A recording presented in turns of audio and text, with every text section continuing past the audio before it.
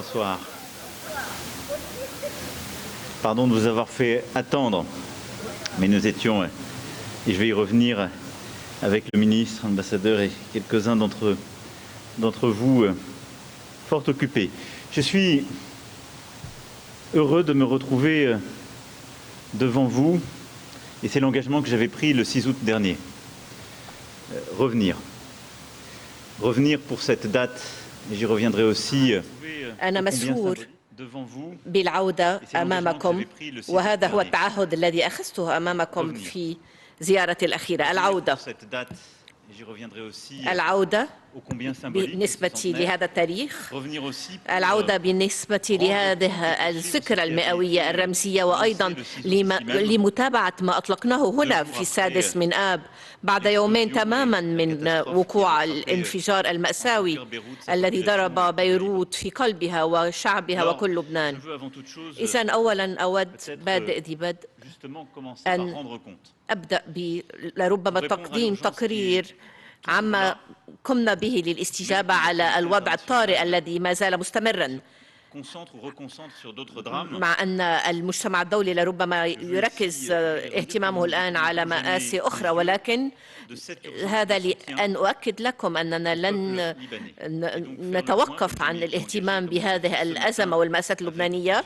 وقد عقدت اجتماعات عديدة مع مؤسسات ومنظمات غير حكومية، وسأعود لذلك بعد قليل. إذن فرنسا تحركت بعد وقوع الانفجار تماما في اليوم التالي بنفسها بكل قوتها، وستتابع بالقيام بذلك كدولة، كشعب، كمواطنين، كمؤسسات، كجيشنا، كوزاراتنا أيضا، بالإضافة أيضا إلى وزارة الداخلية وكل المنظمات غير الحكومية وكل المتطوعين.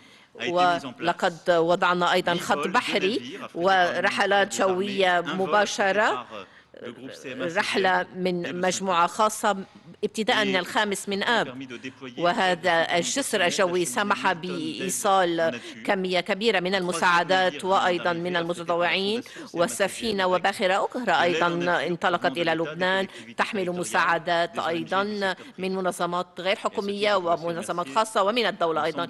ولذلك أود أن أشكر أيضا كل البعثة التي ترافقني والتي تضم أيضا رؤساء مؤسسات وأيضا وشركات كبيرة، وذلك يظهر أيضا الالتزام الاقتصادي أيضا والالتزام المؤسساتي للمؤسسة الكبرى الفرنسية أيضا من عدد من الشركات ومؤسسات أخرى متواجدين هنا للمساعدة في مهام إعادة البناء. 700 عنصر من الجيش الفرنسي أيضا انتشروا وعملوا أيضا بالتنسيق الكامل كما رأينا هذا الصباح مع المتطوعين والمجتمع المدني المتواجد على الأرض للقيام بمهام أخرى، وخبراء، عدد كبير من الموظفين والخبراء ورجال الطوارئ والشرطة القضائية، أخصائيين نفسيين أيضا، وعاملين أيضا في التحقيق في أصل هذا الانفجار. وكما قلت منذ 3 أسابيع إن هذا التحقيق يجري أيضا بمساعدة تقنية دولية للتأكد من الشفافية والمصداقية، وأكد أن هذا التعاون يجري بشكل جيد للغاية، وقد حصلت اجتماعات وتبادل أيضا للقدرات بين الأجهزة المختلفة، أجهزة التحقيق اللبنانية وأجهزتنا أيضا. وقد أمنا ووفرنا أيضا مساعدة طبية للمساعدة فيما حصل بعد الانفجار، وأيضا زودنا ووفرنا كمية كبيرة من المساعدات الطبية والأدوية، ويرافقنا أيضا وزير الصحة للمرافقة أيضا في هذه المساعدة ولتقييم أيضا ما يحصل على الأرض وما هي الاحتياجات في المستقبل مع نظرائنا اللبنانيين. إذن مساعدات غذائية، مواد للبناء أيضا، وقد وضعنا هذه الأهداف في 7 من آب، وهي ما أوصلت إلى هذه المهام التي ذكرتها إليكم هذا المساء بشكل مختصر بالتأكيد. إن هذا العمل الثنائي أنجزناه أيضا بمساعدة تجنيد دولي مع الأمم المتحدة. في 9 من آب نظمنا مؤتمر دولي لدعم بيروت والشعب اللبناني، سمح بتجنيد 250 مليون يورو ودعم مادي أيضا كبير للغاية، ونستمر في مناشدة المجتمع الدولي الدولي بمناسبة اجتماع الهيئة العامة للأمم المتحدة للجمعية العامة. ونحن نود أيضا أن نؤكد أن هذا الدعم يحصل ضمن الإطار الذي حددناه بشفافية كاملة لمصلحة ومنفعة الشعب مباشرة بمساعدة المجتمع المدني. وهذه اللقاءات التي عقدناها هذا الصباح إلى جانب الفرق الدولية والفرنسية والمجتمع المدني لوضع النقاط على المستجدات لرؤية أيضا النتائج وأيضا ما هي الثغرات. هنالك مساعدات كثيرة ما زالت في طريقها، وهنالك أيضا مساعدات تصل لا تصل عبر المنصة الموضوعة من الأمم المتحدة. وهنالك أيضا إشاعات، وأقول إشاعات لأننا لم نتمكن من إثبات ذلك، لربما عن محاولات لتحويل بعض المساعدات التي لا تأتي عبر الأمم المتحدة، بل مساعدات تأتي مباشرة إلى الخدمات العامة، وهي مساعدة تتبع أيضا لربما قنوات أخرى، وهي اليوم تصل أو يتم الإعلان عنها عبر المواقع الإنترنت لربما، وهي تستلزم ضرورات الشفافية. إذن هي ليست المساعدة الفرنسية أو المساعدة الأوروبية التي تصل عبر منصة الأمم المتحدة، وسنوضح هذه المسألة لنتأكد أن الأمور ستتحسن. وإذا رأينا هذا الصباح حاجة لتحسين وتطوير التنسيق بين الأمم المتحدة ومجموعة المنظمات غير الحكومية المشاركة، وسنهتم بذلك في الأسابيع المقبلة. ولكن هذا لا يجب أن ينسينا التجنيد الاستثنائي منذ 4 آب الذي حصل، وهو تجنيد للشعب اللبناني بنفسه للوقوف إلى جانب أصدقائهم شعبهم، وهو بالتأكيد مثالي مع تطوع وعمل الشبان من ممثلي عدد كبير من المنظمات، وخلف ذلك دعم المنظمات غير الحكومية الدولية والشعب الفرنسي أيضا. وقد تمكنا هنا من الاستجابة على الاحتياجات الطارئة، وأبعد من ذلك، أبعد من عواقب هذا الانفجار، سأتحدث عن 4 أولويات سنتابعها، وبالتأكيد المجال الصحي لمواجهة أيضا عواقب هذا الانفجار الذي وقع في 4 آب، وأيضا لمواجهة الكوفيد أيضا وواقع هذه الآفة، آفة الكورونا التي تطورت بشكل سلبي في الأسابيع الأخيرة. ودعمنا إلى المركز الصحي الأساسي سيعزز، بالإضافة إلى الدعم الذي سنقدمه ونعززه إلى مستشفى رفيق الحريري، حيث كنا منذ بضعة وقت وصلنا معهم فيما يتعلق بالمساعدات، وسنقدم 7 ملايين يورو إضافية للمساعدة في هذا المركز الذي يركز الاهتمام والمعالجة بالمرضى المصابين بكورونا بعمل استثنائي. وبالإضافة إلى ذلك سنستمر في إيصال وتوفير المساعدة إلى المؤسسات الطبية والمستشفيات الأخرى الذين يستفيدون أيضا من المساعدة الثانوية ثنائية بشكل خاص مع المؤسسات الفرنسية. بعد المسألة الصحية، الأولوية الثانية هي الموضوع الغذائي، لنتأكد من الاستجابة إلى الاحتياجات الغذائية المباشرة، وبناء أيضا مشاريع لإطلاق الحلقة الاستثمارية الغذائية. وبالتأكيد هنالك أمثلة عديدة، ونحيي أيضا عمل المؤسسات الفرنسية في هذا الصدد، وسنستمر في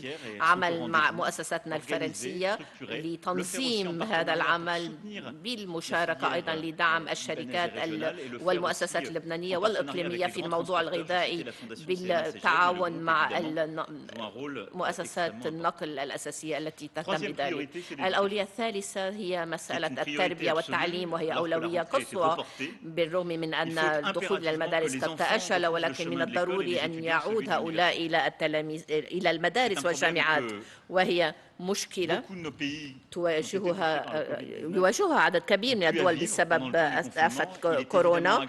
وبالتأكيد في لبنان ازدادت هذه الصعوبات بسبب الانفجار والصعوبات المالية والاقتصادية، ولكن ذلك أساسي لأنه يضع مستقبل لبنان على المحك، لأن لبنان يتميز بمجال قطاعه التربوي والجامعي، وعدد كبير من الشبان والأولاد الذين التقيتم اليوم الشؤون اليوم قد نقلوا لي هذه المخاوف وقالوا أنهم يخشون المستقبل. وأود أن أؤكد لمجمل العائلات والمنظمات والمؤسسات التي ترافق الحكومة أن عمل وطني على هذا النحو ضروري، وسنحاول أن نلعب دورنا أيضا عبر تعزيز دعمنا في هذا المجال. وإن وزير أوروبا والشؤون الخارجية قد قام أيضا تصاريح مهمة عندما زار لبنان في تموز، ولكننا سنعزز أيضا هذا الجهد مع تقديم مساعدة مالية للمدارس التي تأثرت والجامعات بهذا الانفجار،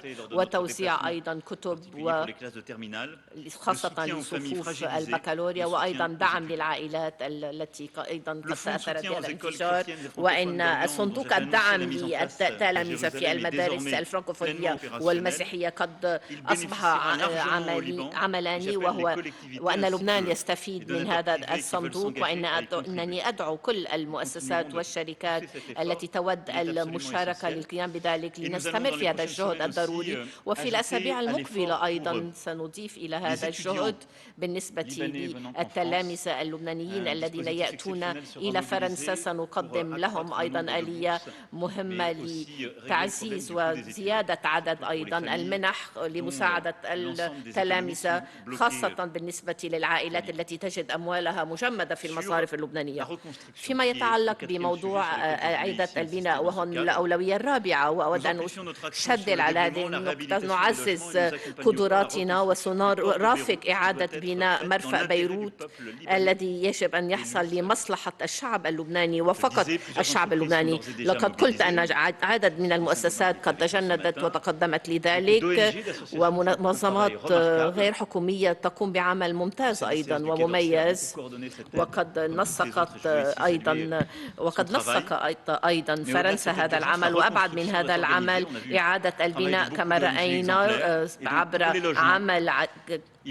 عمل عدد كبير من النظمات غير الحكومية، ولكن لا يجب أن نستسلم أمام سهولة العمل، لأننا نعرف أن 300 ألف لربما من اللبنانيين الذين خسروا منازلهم لربما وجدوا منازل لدى أقاربهم، ولكن بالتأكيد علينا إعادة بناء هذه المباني وإعادة بناء كل هذه المؤسسات بكل شفافية وسرعة، أيضا مع كل مستلزمات الأمن والسلامة المفروض توفيرها للبنانيين. وهذا جزء من الإصلاحات الضرورية التي نتحدث عنها. إذن سنقوم أيضا بالعمل للمحافظة على الإرث والتراث اللبناني، وذلك بالتزام مباشر من التحالف الدولي لحماية أيضا المقرات التاريخية. وأود أن أشكر أيضا هذه المنظمات، مثلا إعادة بناء كاتدرائية سانت جورج ستكون من أوائل المشاريع، وسنتابع أيضا مع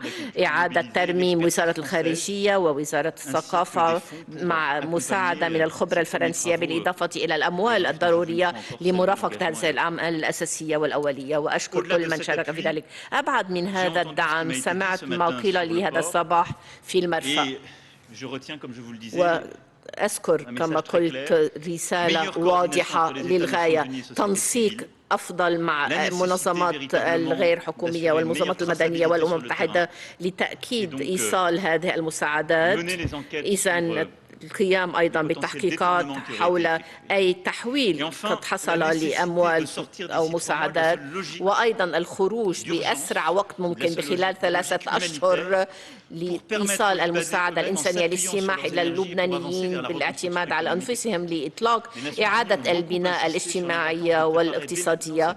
وإن الأمم المتحدة بدأت بإعداد هذه المرحلة الثانية لتجنيد كل هذه المساعدات الدولية للانطلاق لمساعدات وبناء وعمليات بناء أخرى. إذن على هذه النقطة آمل أن نحصل هنالك موعد جديد لتجنيد المجتمع الدولي، واقترحت مع الأمم المتحدة أن نتمكن من تنظيم مجددا مؤتمر لمساعدة لبنان في الفترة الأولى من شهر تشرين الأول لتقديم الدعم بالنسبة للمرحلة الثانية لمساعدة الشعب اللبناني. سنتابع هذا الجهد، وهدف هذا المؤتمر يكون لاستجابة ما تدعوه الأمم المتحدة استراتيجية إعادة الإعمار.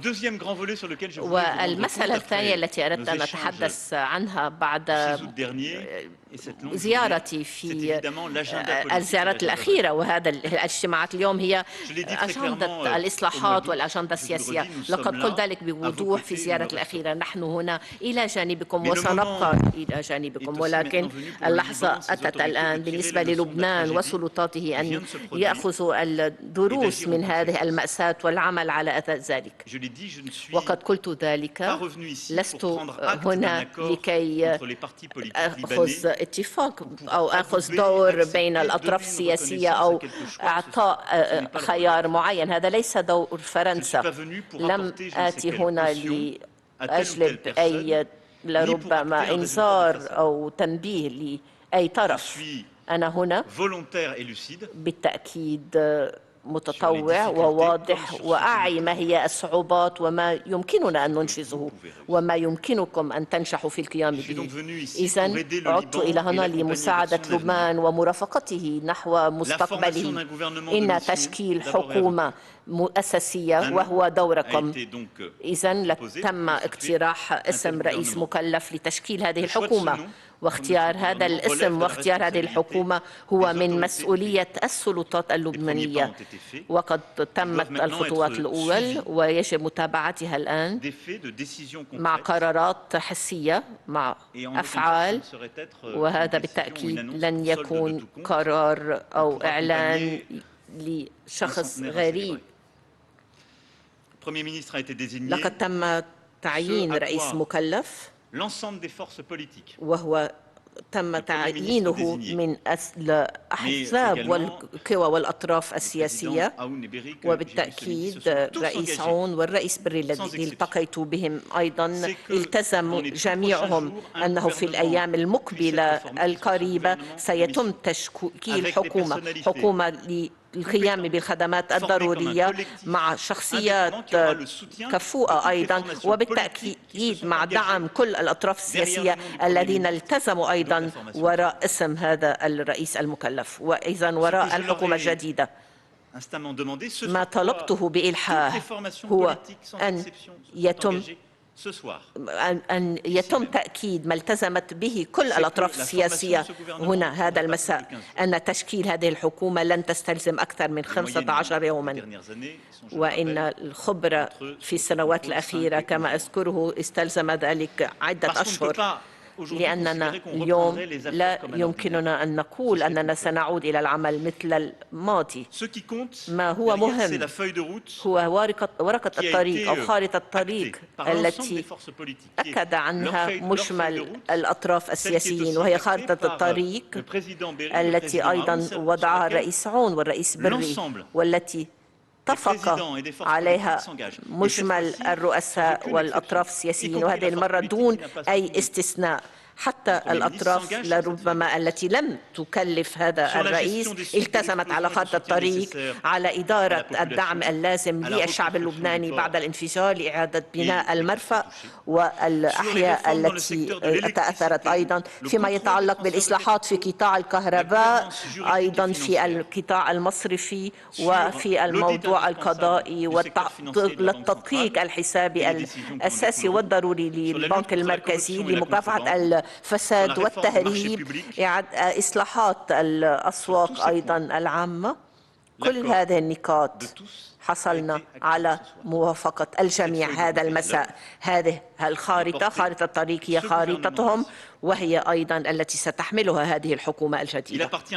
ويعود إذن إلى اللاعبين اللبنانيين الاتفاق على طريقة ومقاربة تطبيق وتنفيذ هذا البرنامج، وسيذكر ذلك في تصريح الحكومة الجديدة، بالإضافة إلى تعهد والتزام كل هذه الأطراف السياسية أمام البرلمان لكي وبأسرع وقت ممكن يتم العودة وأيضا تحقيق هذه الخارطة. وأقول لكم بشكل خاص وفي هذه الفترة، إذن رغبت وتمنيت أن نتمكن من تنظيم مؤتمر دولي بنفس وقت المؤتمر الذي سنظمه مؤتمر الدعم، أن يتم تنظيم هذا المؤتمر في باريس. وقد وجهت دعوة للرؤساء الثلاث، وسنقوم أيضا بتجنيد المجتمع الدولي ومجموعة الدعم الدولية أيضا على أعلى المستويات، وأيضا الرؤساء الآخرين العالميين الدوليين والإقليميين لتجنيد الجميع لبناء هذا الدعم الدولي. الالتزام الذي أخذته شخصيا هو أن أبذل ما بوسعي لمرافقة هذا البرنامج، برنامج الإصلاح، وتجنيد دعم دولي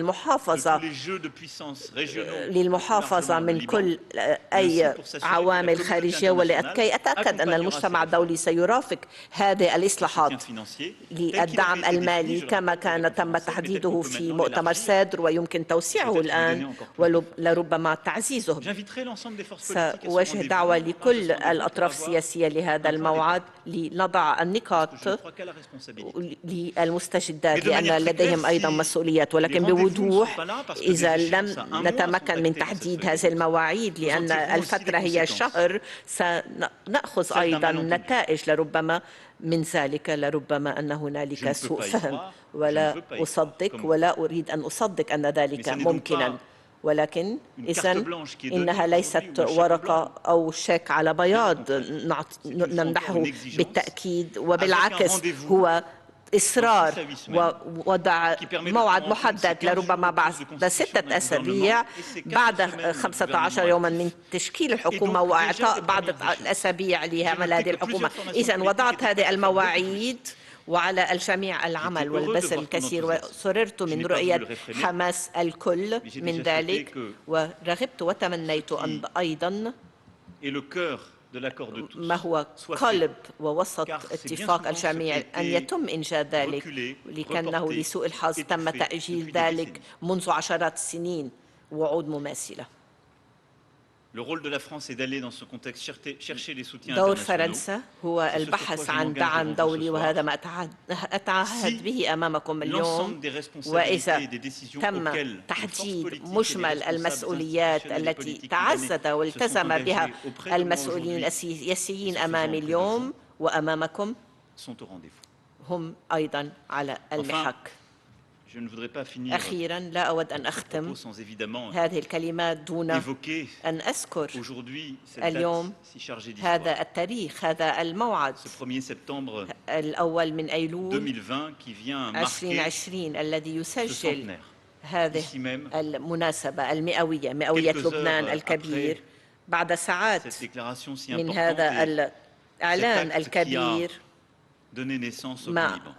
أيضا أنتج وأعطى لبنان. لقد كررت ذلك قبل مجيئي وخلال زيارتي،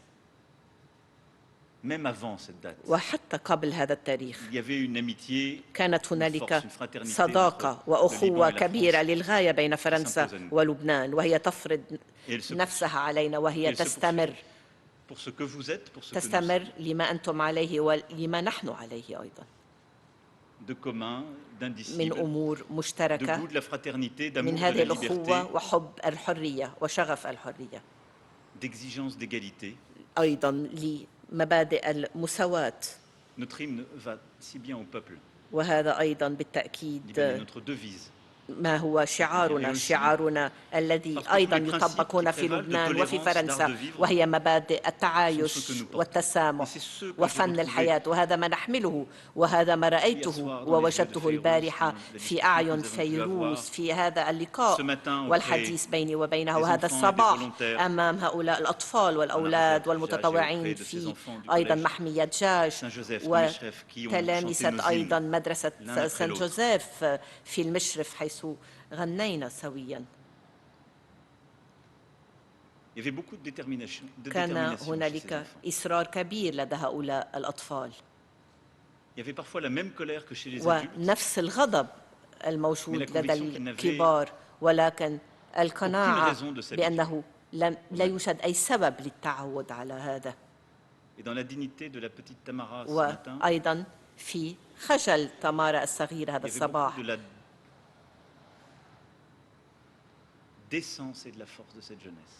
رأيت قوة وصرامة هذه الطفلة وأيضا وهؤلاء الشبان، ونحن علينا أن نناضل من أجل هؤلاء ومن أجل تمارا. إذن هذه الذكرى المئوية لا أراها لحظة فقط للذكرى، بل لنتذكر ما هو ضروري بالنسبة لهؤلاء الشبان، أن نتذكر ما كان موجود في كلمة لبنان الكبير، في كلمة غورو كما قلت اليوم مع الرئيس عون. كانت هنالك كلمات قوية للغاية. لن أذكر كل هذه الكلمات، ولكن غورو قال: لا تنسوا أيضا أنه يجب أن تكونوا مستعدين لهذا البلد الجديد، أن تقوموا بالتضحيات، فإن الأمة لا تخلق بالمسائل الفردية بل المصلحة العامة، الإدارة والحكم بالنسبة للمصير الوطني. من جميع النواحي التصاريح تذكر لي، نتحدث عن روح التضحيات، وقال العديد: نحن مستعدون الآن أن نتنحى عن امتيازاتنا، وهذا الامتيازات لربما كانت ضمانات، ولكن الامتيازات والضمانات لا نأخذها أمام الأصدقاء ولكن أمام الأعداء. هذه هي روح لبنان، روح التي تستلزمه هذه التضحيات. هذه الكلمات التي كانت صحيحة منذ 100 عام ما زالت صحيحة اليوم. ما هو من هذا الماضي الذي لربما يذكرنا لربما أننا لم نقم بالكثير، ولربما بالنسبة لهؤلاء الشبان علينا أن نعزز هذه المبادئ. لا يعد لي أن أقوم بهذا العمل مكان الشعب، ولكن بعد 100 عام أرى أننا لربما لم نكن أمام هذه المسؤوليات، وما أتمنى أن نتمكن الآن أن نكون على مستوى هذه المستلزمات بالنسبة للسنوات المقبلة، الأشهر المقبلة، لأن هذه المسائل وهذه المستلزمات تبدأ اليوم ولن أترككم. سأجيب الآن على الأسئلة. Alors, je crois qu'il y a un micro qui passe, ce qui est encore plus dangereux que ce que vous aviez fait la dernière fois, qui était d'avoir un micro fixe, parce que là, vous n'allez plus jamais revoir le micro. Bonsoir, Monsieur le Président. مساء الخير. Anthony Samrani pour Lorient le jour. أنتوني سامروني من لوريون لو جور. أولا شكرا لعودتك كما وعدتنا به. سؤالي هو التالي: إذا في الأسابيع المقبلة لم يتم الإيفاء بهذه المواعيد والوعود بالإصلاحات بشكل حسي، ما الذي ستفعلونه؟ هل كما قلتم بالنسبة للمؤتمر المقبل أنتم مستعدون لتطبيق لربما سياسة عقوبات على المسؤولين اللبنانيين؟ أشكركم. شكرا لهذا السؤال وهو مهم، وأشكركم لأنكم تحدثتم عن العقوبات بالرغم من أنني لم أذكر ذلك في الزيارة الماضية، ولكن سمعت الكثير عن ذلك، ولذلك أدعوكم عندما تريدون التحدث عن ذلك أن تسألوني مباشرة لأنها مسائل مهمة وخطيرة. اسمعوا، من عادتي أن أقتبس هذه الجملة أن الثقة هي مشكلة الآخر. أنا أمنح الثقة هذا المساء، ولكن قلت بوضوح إذا في نهاية شهر تشرين الأول وهذا ما التزم به رؤساءكم لم يحققوا ما التزموا به، إذن سنأخذ النتائج وعلينا أن نتحمل العواقب. سنرى أنه لم يتم أي شيء وتكون المسألة واضحة. سأقول للمجتمع الدولي لن نتمكن من تقديم المساعدة للبنان، ولكن سيكون علي أن أشرح إلى الشعب اللبناني أننا كنا مستعدين لمساعدة لبنان، ولكن رؤساءكم قرروا القيام عكس ذلك. إذن وقبل إطلاق أي آليات عقوبات، لأننا لن نفعل ذلك بهذه الطريقة البسيطة، نحن سنلعب دور لربما الحكم، ولكن سنقول عندئذ نحن وضعنا هذا العقد، وقد تعهد مسؤولوكم على هذا العقد وأنهم سينفذون ذلك، ومقابل ذلك هنالك مساعدة المجتمع الدولي، وهذا هو العقد، هذه هي الاتفاقية. وإن كان العمل لم يتم إذن ستكون المسائل واضحة، وأول شيء سأقوم به سأحاول أن أفهم ما حصل بكل شفافية، أن أرى من المسؤول سياسيا، وسأقول ذلك بكل صراحة وبشكل حسي أيضا. ذلك سيعني أن بعض الآليات التي كانت من المفترض المفترض أن ترافق وتساعد الشعب اللبناني لن نتمكن من إطلاقها. والسؤال الثاني الذي تطرحونه أيضا هو في حال كانت هنالك مسؤوليات أقوى من ذلك، مسؤوليات عن الفساد، عن المشاركة في عمليات غير شرعية وغير قانونية وتم تحديدها، نعم بالتأكيد ذلك سيسمح بإطلاق بعض آليات العقوبات. بعض الدول تقوم بذلك، ولكن ذلك ليست الديناميكية التي التزمت بها اليوم، وإن فرنسا هي دولة تتمتع بسيادتها وتترك الدول الأخرى تتمتع بسيادتها. ما نقوم به هو تنسيق أوروبي في هذه المسألة. إذن عند هذا الوقت وفي حال وصل هذا الوقت، لقد قلت ذلك في الماضي ولا أستثني ذلك الآن، قد نصل إلى هذه المرحلة وبناء على مستهدفة أي سياسة عقوبات عندما نحدد المسؤوليات، وعند ذلك قد تكون هذه المسؤوليات خارج الدستور أيضا والمؤسسات. وتعلمون بعد ذلك ما هي الآليات عندما نطلق آليات العقوبات، عندما نحدد ونثبت أيضا نشاطات إرهابية أو غير شرعية أو مالية غير قانونية. وتبعا لذلك لا أستثني آلية عقوبات لربما تكون أوسع من ذلك، ولكن ليس هذا هو المكان الذي هو لبنان فيه الآن، ولكن عرفنا ذلك بالنسبة لأزمات إقليمية أخرى. ولكن بالتأكيد ليست هذه المسائل التي سنطبقها في تشرين الأول، لأننا نحن في إطار عملية وإجراء، وهو عملية ثقة والتزامات متبادلة، وعلينا أن نبني الثقة عندما، وهذا لسوء الحظ لأنني أرى أيضا خوف خشية من ذلك، ولكن بالتأكيد علينا أن نضع المواعيد قبل أن نقول أن ذلك مستحيل، وهذه هي الروح التي أعمل بها اليوم. Bonsoir, Monsieur le Président. Julien Lécuyer de La Voix du Nord. Vous avez rencontré à 2 reprises le Premier ministre Moustapha Hadid. لقد التقيتم برئيس الوزراء المكلف السيد مصطفى أديب. ما هي الضمانات التي استطاع أن يمنحكم إياها حول طريقة العمل؟ وهل هنالك أيضا تاريخ بالنسبة لانتخابات نيابية مبكرة؟ بالنسبة للسؤال الثاني، إن الانتخابات النيابية المبكرة لم تحصل على اتفاق بالنسبة للقوى السياسية الموجودة، وهذا موضوع بالتأكيد يعود لمن يملك هذا القرار الدستوري في لبنان وللواقع السياسي أيضا والمجتمع المدني. إذن بالنسبة لهذا السؤال لا يعود لي أن أجيب، وهذا ليس جزء من الأجندة الإصلاحات. هنالك نقاشات ورأيت هذه المواضيع، وحاولت أن أقنع مجمل الأطراف أن موضوع القانون الانتخابي لا شرط مسبق لتطبيق الإصلاحات، لأن ذلك قد يستلزم سنوات عديدة لتطبيق هذه الإصلاحات.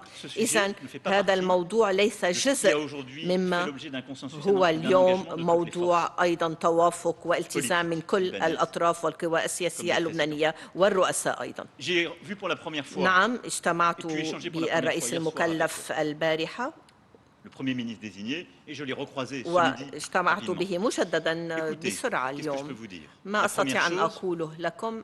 المسألة الأولى بالتأكيد على المستوى السياسي يتمتع بدعم كبير، لربما ليس شامل ولكن بدعم كبير بشكل واضح أوسع من الدعم الذي حصل عليه الرئيس الأسبق، وقد التزمت قوى عديدة وراء هذا الشخص.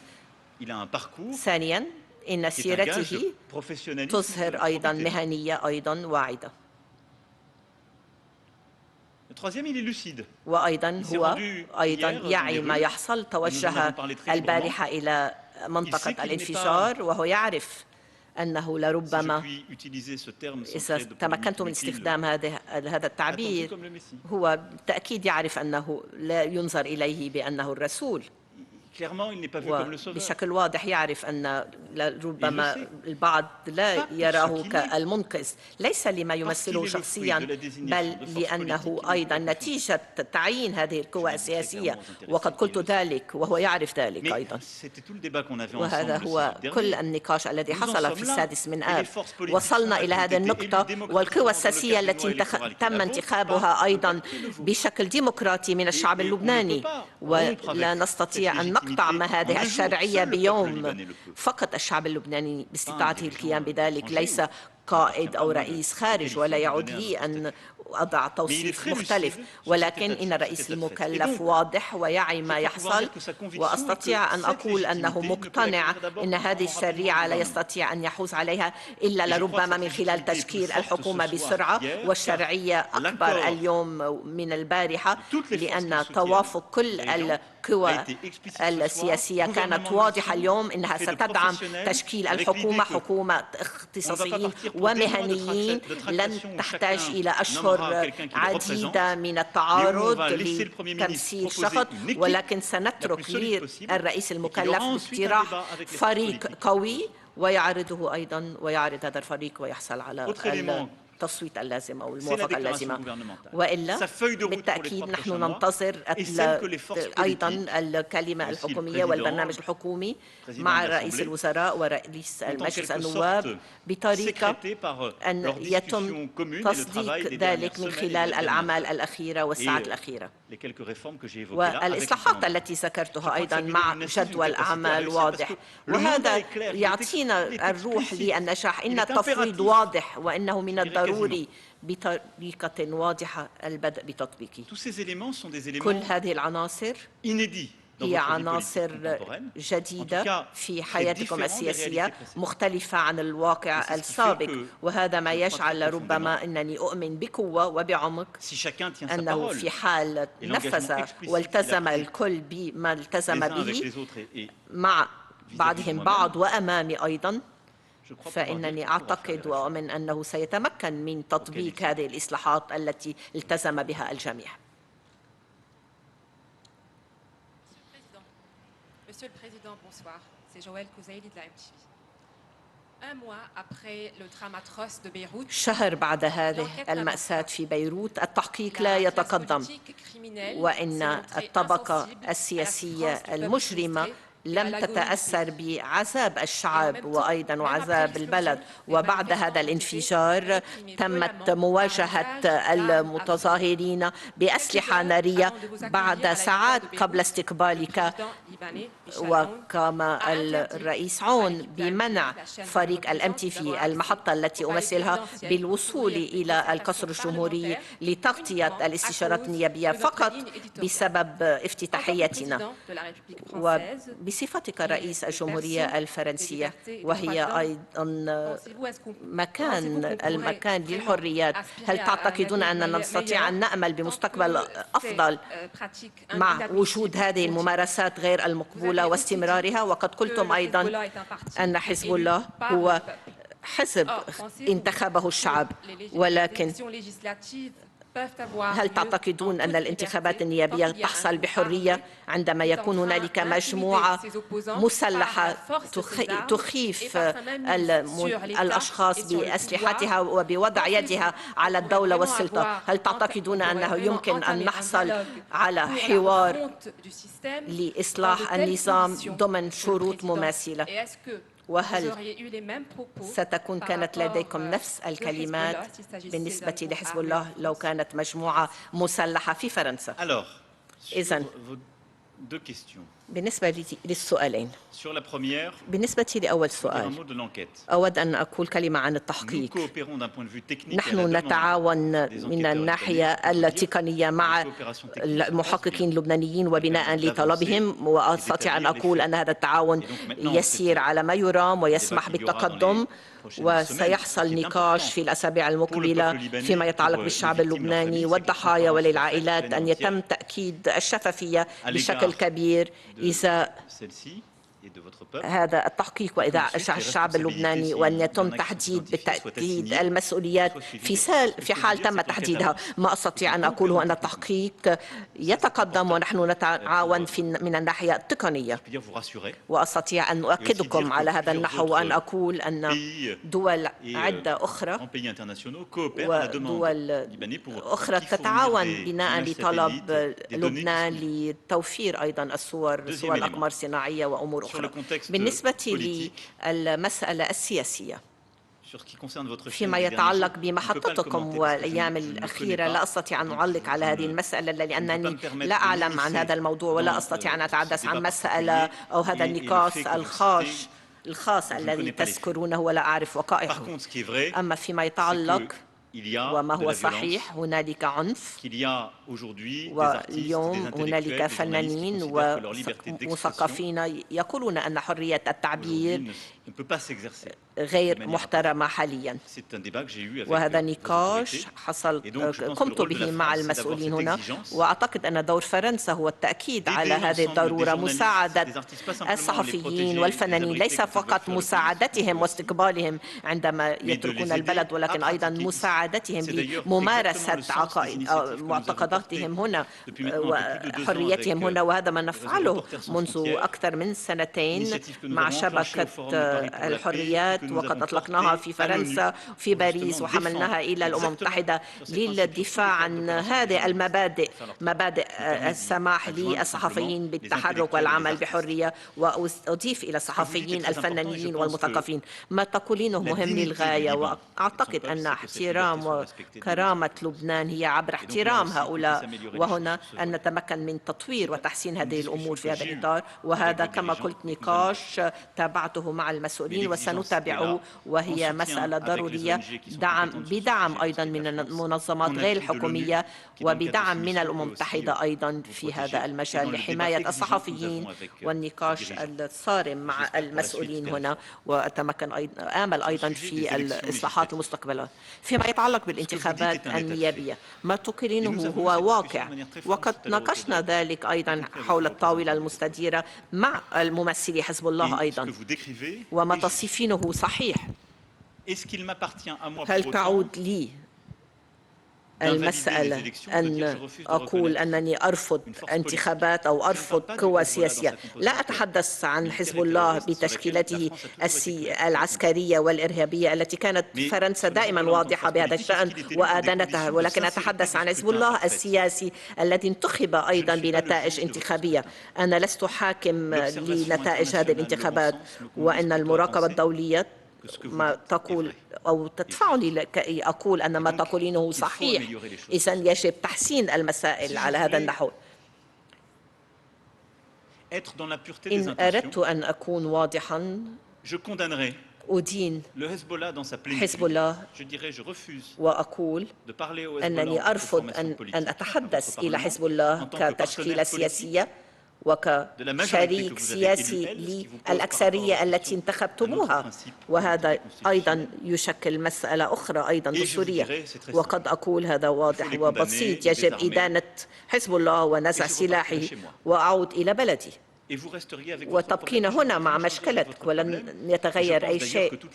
وأعتقد أن كل اللبنانيين الذين يعيشون في فرنسا قد يقولون نعم حضرة الرئيس تحدثت بشكل جيد، ولكن لن تكون هنالك فائدة.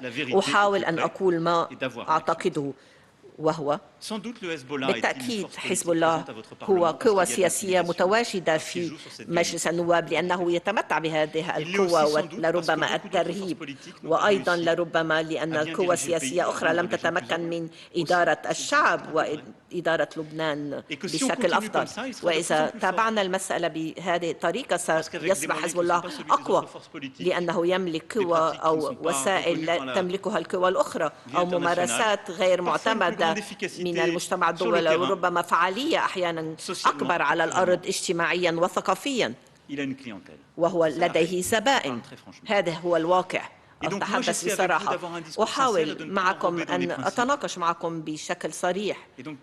إذن بالنسبة لسؤالك أجبت بكل وضوح وبكل صراحة كيف نخرج من هذه المسألة، ليس فقط بكلمات وأيضا بتصريح لربما لا يحصل على الإجماع، ولكن بصراحة مع حديث ومناقشات واضحة مع حزب الله عندما نقول أن هذه مشكلة، وهذا ما تحدثت معهم منذ ساعة بالتحديد. قلت لهم بالنسبة لموعدنا التالي بالنسبة للإصلاحات الأخرى يجب أن نتحدث عن هذا الموضوع. هل سنتمكن من حل ذلك فورا؟ لا أعرف، ولكن يجب أن لا يكون ذلك مبدأ يمنع أي محادثات أو مناقشات حول هذا الموضوع. إذن كما قلت لكم أنا أيضا أعمل بكل براغماتية، أتحدث عن المبادئ أدافعها، أعرف ما هو الأفق الذي أتوجه إليه وما هي الطريق التي سأسلكها. Alors, c'est pas moi qui donne le micro, il faut que quelqu'un demande le micro. Ah bah après, de toute façon, je vous connais, ça tournera. Allez-y. Bonsoir, Monsieur le Président. Nana Ziadeh de Radio Liban. En fait, le Premier ministre a été désigné. إن الرئيس المكلف قد عين بعد أيضا مشاورات من الأطراف السياسيين المختلفين الذي يعترض عليهم الشعب. إذا نحن نتحرك في دائرة مقفلة. هل باستطاعة فرنسا المساعدة لفك لربما هذا الدائرة المقفلة؟ إنني أؤمن بسيادة الشعوب. إذا اللحظة التي تعيشونها ونعيشها، أقول ذلك لأنني أعتبر نفسي جزء من لبنان، لا أنسى مكاني، ولكن أعتقد أن مصيرنا مشترك. ما هو أمامنا هو هذه الأزمة، حيث الجديد يجد صعوبة في الظهور والقديم ما زال مرسخ. نعم، هنالك تحركات ومجتمع مدني، وهل اختارت قائد؟ كلا، نحن نلحظ ذلك. والسياسة أيضا تعتمد على القيادة. إذن لا يوجد هنالك قائد يفرض نفسه. نتحدث وأسمع عن ثوار. ما نتيجة ذلك؟ إن السيادة الشعبية يمكن يوما ما أن تنتصر على النظام السياسي وأن تأتي بنتائج، ولكن لا أستطيع أن أتدخل في هذا الموضوع، وأعتقد أن لا حق لأي دولة خارجية أن تتدخل. إنها مسألة تعود إلى الشعب اللبناني مع تاريخه. هنالك طريقة أخرى، إن هذا التحرك الاجتماعي أن يجد لنفسه طريق أيضا سياسية عبر الانتخابات. هل سيتمكن من ذلك عبر نفس القانون الانتخابي؟ الكثير يشكون بذلك، وهنا نعود إلى نفس الحلقة. نعم، نحتاج إلى انتخابات مع أي قانون مختلف، ولكن من سيقوم ومن يعد هذا القانون؟ نفس السلطة الموجودة. إذن إذا أردنا أن نلعب في استمرارية هذه اللعبة الديمقراطية، لا نستطيع أن نصل إلى ذلك، لأن أكثرية القوى المتواجدة تكون قد حددت قاعدة لعب جديدة تسمح لها بالبقاء. ولكن أعتقد أن الإمكانيات والاحتمالات موجودة. كيف نستطيع أن نخرج من هذه الحلقة المقفلة؟ عبر الإرادة والأمل، وإن لم نفرض الضغط للإصلاحات الضرورية للحياة اليومية للبنانيين، لمعالجة المرضى، للتعليم واستعادة التاريخ، إن لم نضغط على النظام ليست لإنقاذ النظام ولكن لإعطاء بعض الأمل والطاقة للشعب اللبناني، في هذه اللحظة نستطيع أن نلعب هذه السياسة الأسوأ. ولكن هذه السياسة الأسوأ هي غلطة لربما لفرنسا ولدول أخرى، لأنني أعتقد أن الأقوى ليس عبر ذلك، الأقوى ليس من يتظاهر على الطريق وفي الطريق. إذن أنتم في لحظة مهمة من تاريخكم، حيث يجب أن يتغير النظام السياسي بنفسه لاستجابة طموح الشعب، أو أن يجد الشعب أيضا الطريق الديمقراطية، ولربما الطريقتين، نظام سياسي يعي الإصلاحات الضرورية ومجتمع مدني يوافق على المشاركة في هذا النظام، أو لربما عبر تغيرات اجتماعية وسياسية، ولربما عبر طرق غير دستورية. إنني أصف هنا الاحتمالات ولكن أعتقد أن ما علينا أن نقوم به أن لا نترك سياسة الأسوأ تنتصر. عندما نقول مثلا اتركوا لبنان لنفسه، إن الشعب سييأس والأذكياء الذين يتمكنون من ذلك سيغادرون لبنان وسينتصر الظلام. أعتقد أن هذا هو السيناريو الأسوأ، والبعض يراهنون عليه، وأعتقد أن عندئذ ستكون نهاية لبنان لفترة. وعندما ينهار بلد لا نعرف متى سيستطيع أن يلد من جديد وآمل أن لا نصل إلى هذا السيناريو وسأناضل إلى جانبكم لنمنع ذلك.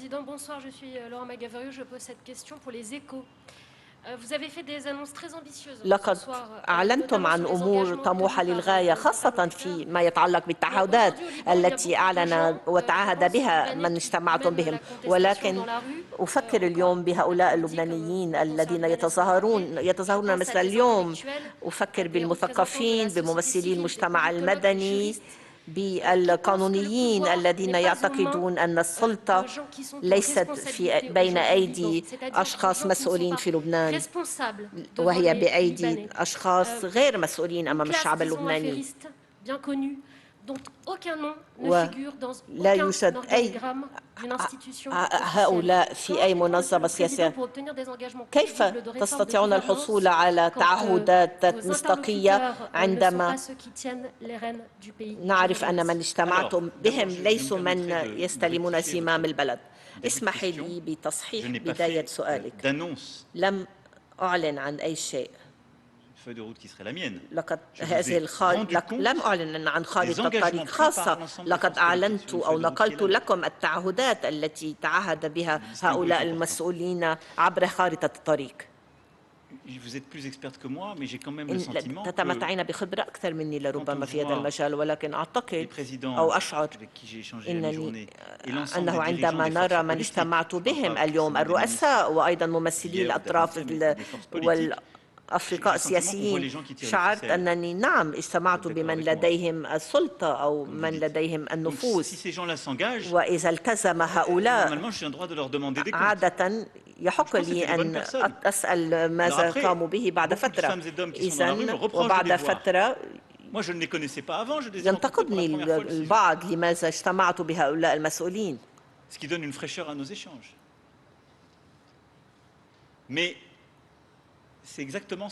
وبالتحديد هذا ما قلته. أنا أعرف هذا النظام الديمقراطي الذي انتخبه لبنان ديمقراطيا عبر القانون الانتخابي، ولا تعد لي أن أعين رؤساء أو قادة، وإلا أكون أتجاهل السيادة اللبنانية، وقد تجاهلها في الماضي أشخاص ومسؤولين. ولكن هذا ليست بفكرة أن أقول أنا أذكى من الآخرين وأنا أعرف كيف سأحل المشاكل وأغير الرؤساء. إذن نحن أمام هذه المقاربة لكسر هذه الحلقة. نحن بحاجة لهذا الحوار، لهذا التحاور.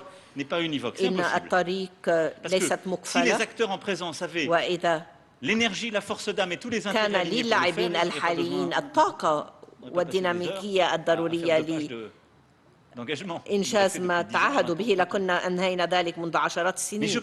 ولكن أعتقد أن الآن شيء يحصل في لبنان، في الشارع، في المنطقة، في أيضا هذه اللحظة المهمة التي نعيشها ونتشاركها وفي حياتنا وحياتهم، حيث لربما ظهرت مسؤولية خاصة.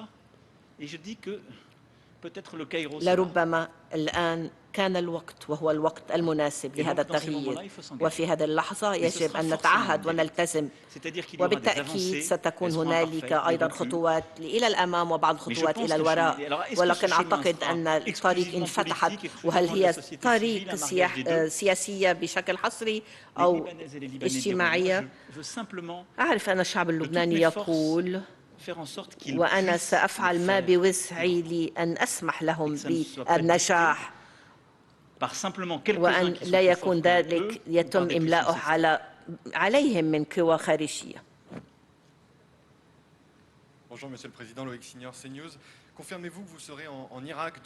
هل تؤكدون أنكم ستكونون في العراق غدا؟ وما هو هدف هذه الزيارة؟ وهل ستتحاورون مع من ستجتمع بهم عن السجناء الفرنسيين؟ أؤكد لكم أنني سأكون صباحا في العراق، ومع الوزير سنتسنى لنا إطلاق اتفاق مع الأمم المتحدة مبادرة لمرافقة الرئيس ورئيس الوزراء والحكومة العراقية في مبادرة لتأكيد السيادة. الموضوع الذي ذكرتموه هو موضوع معروف، وهو أيضا موضوع تبادل تقني ووزاري. موقف فرنسا هو نفسه إن المواطنين الفرنسيين الذين يختارون بحرية القيام بأعمال حربية وإرهابية في دولة أخرى تتمتع بالسيادية بالتأكيد تطبق عليهم القوانين الصارمة، ونحن نطلب كما تقوم الدول الأخرى مثلا أن يتم أيضا عدم تطبيق عقوبة الإعدام في حال كانت عقوبة مماثلة صادرة في حقهم.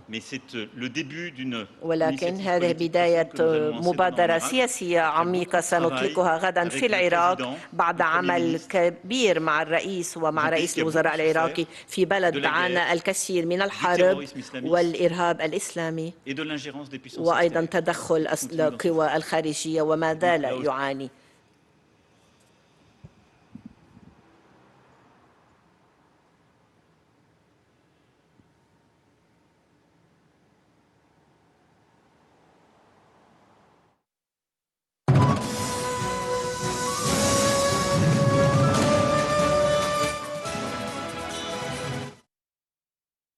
À votre avis, au moins? Il m'est arrivé d'essayer de faire des médiations, en tout cas de travailler avec certaines des puissances que vous évoquiez, parfois même les deux. Ces expériences me conduisent à la plus grande humilité et donc je ne stipulerai pas pour autrui.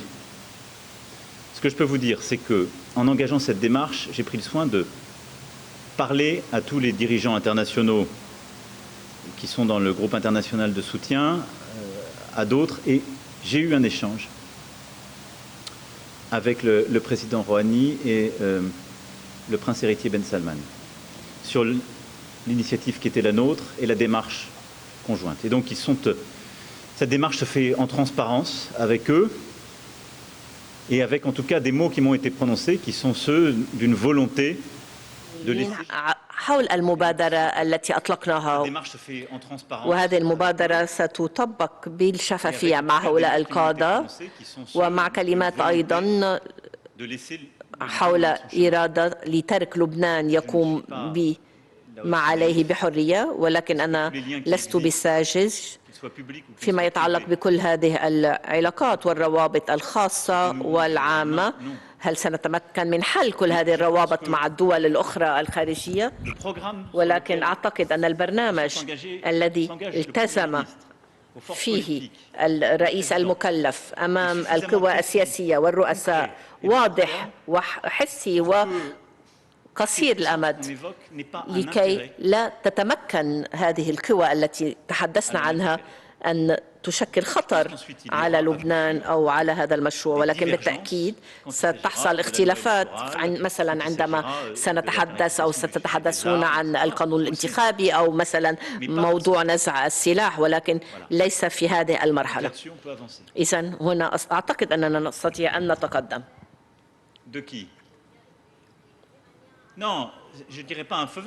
هل هنالك ضوء أخضر؟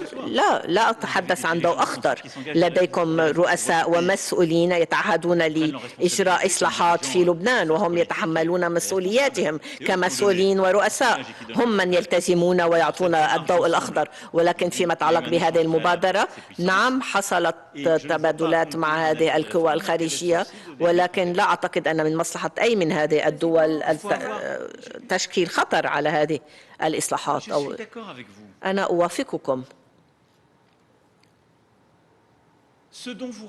ما تحلمون به غير موجود، وما تحلمون به لا أستطيع أن أقدمه لكم، ليس باستطاعتي ذلك. ولكن نستطيع أن نعيد البناء خطوة خطوة، هي مسألة الثقة، ونستطيع أن نحدد كيفية الوصول إلى نتائج حسية، وإلا سيكون هنالك اليأس أيضا. وأنا بالتأكيد أعتقد أن لدي واجب أمام من هو قد يأس هنا أو في الخارج، لأنني أريد أن أعرض عليهم طريق للمضي قدما للقيام بما بوسعهم. وأعتقد أن الجميع في لبنان لديهم دور يلعبونه في هذه الفترة، إن كانوا فنانين، متعهدين، مثقفين. أعتقد أن الوقت الآن هو لإعادة ابتكار شيء جديد، ولكن لا نستطيع أن نبقى دون أي عمل. حتى لو لم نرى النصر مباشرة علينا أن نناضل. سؤال حول فيروز. البارحة التقيتم بالديفا الوطنية فيروز. هل تستطيعون إعطاؤنا بعض التفاصيل عن هذا اللقاء الاستثنائي؟ والسؤال حول لقائكم مع البطريرك الراعي. التقيت بالبطريرك الراعي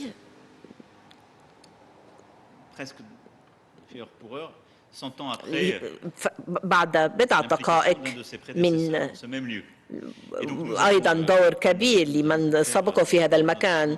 وخلال هذا اللقاء تحدثنا بالتأكيد عن الوضع في لبنان، وتحدث عن موقفه والمبادرة التي أعلنها في الفترة الأخيرة حول الحياد الناشط. وحول هذه النقطة حصل نقاش سياسي، وأعتقد أن لديه النية للتقدم حول هذا الموضوع. وقلت له ما هو موقف فرنسا في هذا الإطار، وأن فرنسا أيضا ملتزمة في هذه الفكر، أيضا في هذا الفكر، وأن تساعد بقدر ما تستطيع مساعدته. وتحدثنا أيضا عن موضوع المدارس، وأن نقوم بعمل كبير. وبالتأكيد تحدثنا أيضا عن الصندوق الذي وضعته فرنسا وكل المبادرات التي اتخذتها فرنسا حول هذا الشأن. أما فيما يتعلق بفيروز، اسمحوا لي أن أحافظ على خصوصية هذا اللقاء. أستطيع أن أقول لكم ما شعرته به وما قلته لها شخصياً.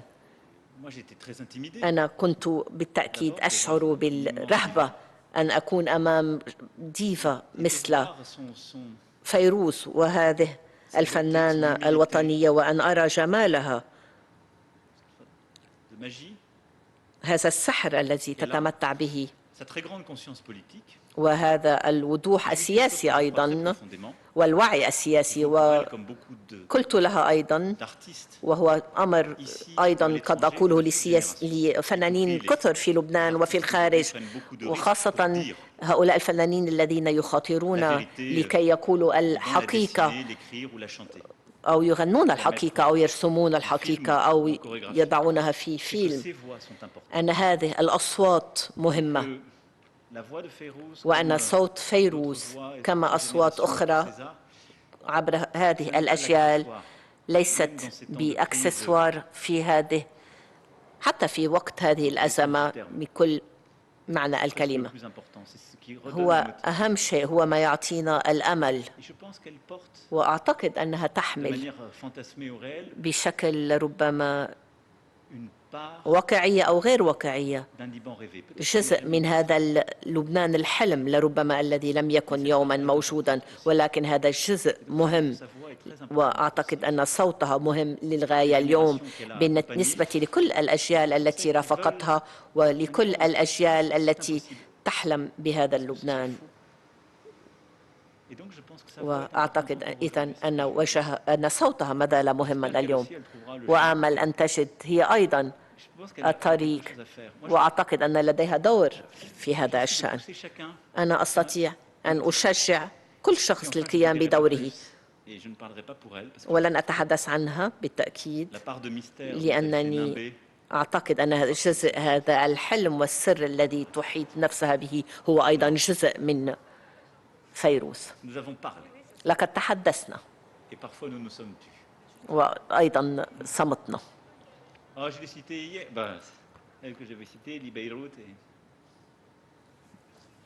Est-ce qu'il y a des dernières questions? Toute dernière question. Parce qu'après, il y a une toute dernière question. سؤال أخير. Mais des questions qui n'ont pas été posées. Bonsoir. أسئلة. Monsieur le Président, Julie-Marie Lecomte, France Info. Le Liban, c'est un art de vivre ensemble. لبنان هو فن العيش سويا، كما كررتم في فرنسا قبل ظهور محاكمة كانون الثاني في 2015 عندما قررت المجلة الفرنسية إعادة نشر بعض المقالات.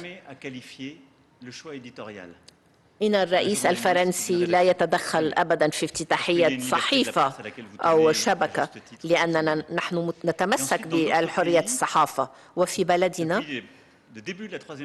منذ بداية الجمهورية الثالثة التي سنحتفل نهار الجمعة بعيدها 150 عاما للجمهورية في فرنسا، لدينا أيضا حرية ممنوحة أيضا للأشخاص أيضا بالكلمات السيئة، وأنا هنا لحماية كل هذه الحريات. إذن لا أستطيع أن أصف أي خيار في افتتاحية، ولكن أقول في فرنسا نستطيع أن ننتقد رؤساء حكام بكلمات مسيئة، ولكن للمحافظة على النقاش الديمقراطي. ولكن هذا أيضا يشمل الكاريكاتير. هذا الدور وهذا الحق للنقد. لا أتحدث عن شارلي أبدو، ولكن ما نراه في مجتمعاتنا ذلك لا يستلزم الاحترام، لأن في فرنسا لدينا كل هذه الحريات، حرية التعبير، حرية الصحافة للقيام بهذه الخيارات. ولكن مقابل كل ذلك هنالك واجب عدم الدخول في حوار أو حديث الكراهية. لربما ذلك قد يكون موجود في دولة ليس فيها حرية. نحن في بلد يحترم كل الحريات عبر الحقوق المضمونة في دستورنا. نستطيع أن نغير الحياة السياسية في كل مرحلة، وأنا الإثبات الحقيقي لذلك حتى إن كنا خارج النظام. كل ذلك يفرض على المواطن الفرنسي الاحترام وعدم الدخول في أحاديث الكراهية. ولكن الكاريكاتير ليست أيضا حوار الكراهية، ولكن ذلك أو قد تجد هنالك مسائل تشكل خطر على الحرية، ومن واجبي أن أذكر ذلك. أستطيع بكل بساطة أن أقول أن غدا تكون لدينا جميعنا فكرة للرجال والنساء الذين قضوا بجبن لأنهم كانوا يرسمون أو يكتبون أو يصلحون، لأنهم كانوا هنا لنشر ومساعدة أيضا عناصر الشرطة الذين قضوا في ذلك النهار. وأبعد من هذا أيضا هذه المحاكمة التي ستبدأ في فرنسا غدا بالتأكيد سنتذكر كل من قضى في هذا اليوم المشؤوم.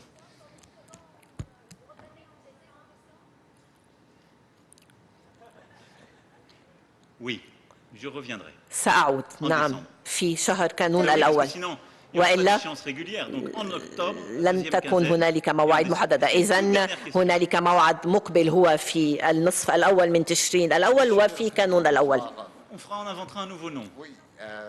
حسن حسيني دي MCD راديو مونتي كارلو دولية.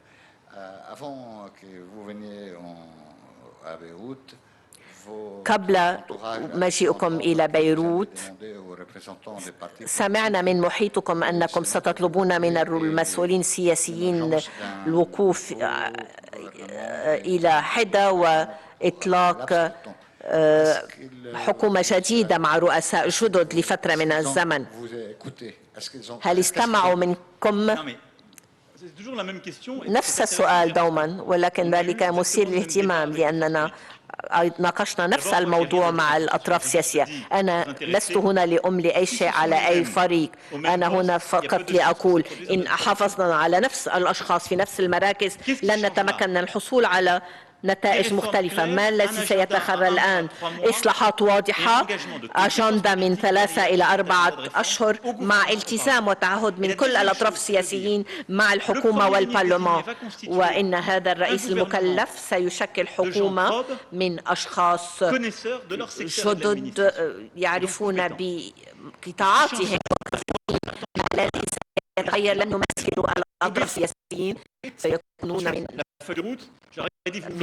جزء من خارطة الطريق، وخارطة الطريق يجب أن نثق بها، إنها خارطة طريقكم بطريقة أيضا أكيدة، وعلى القوى السياسية أن تتعهد هذا التعهد الذي قامت به أنها ستتعهد بالأيام المقبلة وبأقصى 15 يوم دعم تشكيل هذه الحكومة، وسنلتزم في البرلمان لكي ننفذ ونصل إلى هذه الإصلاحات.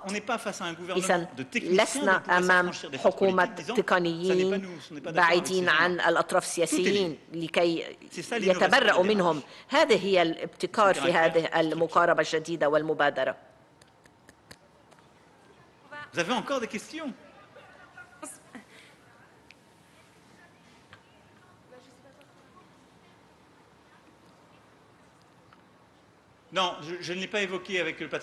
كلا، لم أذكر هذه المسألة مع البطريرك، تحدثنا فقط عن هذه الاقتراحات. لم نذكر ذلك مع البطريرك. تحدثنا عن موضوع الحياة وتحدث عن بعض الإصلاحات الدستورية التي يفكر بها. ربيع شنطف، صوت بيروت. Monsieur le Président, ما هي الرسالة التي نقلتموها إلى حزب الله عبر النائب محمد رعد؟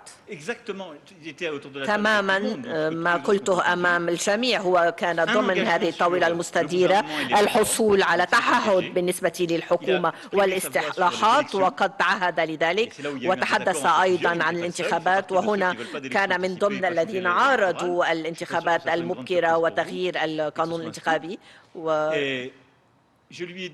قلت له أن بالنسبة لي نتوقع تحقيق مستقل، وعلى ضوء هذه النقاشات قلت له بوضوح أنه كانت هنالك اختلاف عندما نتحدث عن الوجود العسكري والتمثيل السياسي، وهذا لن يكون جزء من برنامج الإصلاحات الذي نتحدث عنه في 3 الأشهر الأول، ولكن يأتي في وقت لاحق، وهو وافق على ذلك. هل أستطيع أن أطرح عليك سؤال حول شفافية القطاع القضائي؟ هل تعتقدون أنه سيكون هنالك تحقيق قضائي مستقل بالرغم من أن لبنان معروف بالفساد في قطاعه القضائي؟ فيما يتعلق بإصلاح النظام القضائي، ذلك ضمن هذا التعهد الذي سيحصل في 3 أشهر الأول. فيما يتعلق بهذا الموضوع أعتقد أن هنالك وقائع وعناصر كثيرة وضعتها نصوص التعاون التقني الدولي. إذن عندما نتحدث عن هذا التحقيق هنالك مسائل تتقدم، وأستطيع أن أقول أنني على ثقة بأن وقائع ما حصل وكمية المتفجرات أعتقد أن الجميع سيكون مرغم على الإقرار بها، وسنكون أيضا واضحين في تحديد المسؤوليات. وهنا على ضوء الماضي لربما تشاؤمك يكون على حق. أود أن أشكر جميع المشاركين. إذن فهمتم معي، هنالك موعد في تشرين الأول وأنا أعود في كانون الأول، وإنني هنا أتحدث عن ما أضعه الآن وما قدمته لي تمارا بالنسبة لكل الضحايا. أيضا أنني أتمنى الشجاعة لكل أقارب وأهالي الضحايا. أنا أثق بكم لأن تكونوا ملتزمين وأن نلتزم جميعنا، وسأبذل ما بوسعي، صدقوا.